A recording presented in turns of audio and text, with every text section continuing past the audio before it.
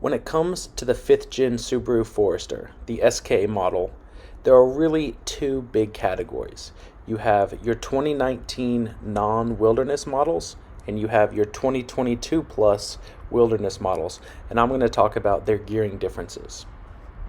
It can be tricky to find the specs for a particular transmission. The best source that I've found is Car and Driver, and I'll be using their data on the following screens. The first number that we're going to compare is the final drive axle ratio, also commonly called your diff gearing. Now, in the non-wilderness Foresters, it is 370, and in the new Foresters, it's 411. That's about a 10% improvement, and that's the only thing that most of these articles were talking about when they were describing the wilderness re-gearing. What they failed to mention was that they also changed the first gear ratio in the CVT.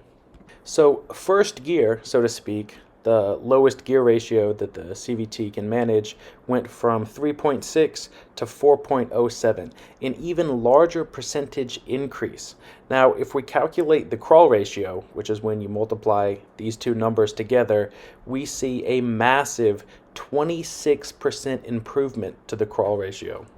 Now, this change means that you have 26% lower gearing, but it also means that your engine revs are going to be 26% higher for any given vehicle speed. That means you're going to be a lot closer to making peak power.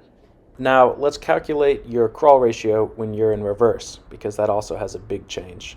Of course, your diff gears stay the same, 370 and 411, but the reverse gear ratio went from 3.69, nice, to 4.38, which means your crawl ratio was improved by 32%. This makes the vehicle way more capable when it comes to backing out of situations. Please show your appreciation for this information by hitting the like and subscribe buttons. I'm happy to answer any of your questions down in the comments section.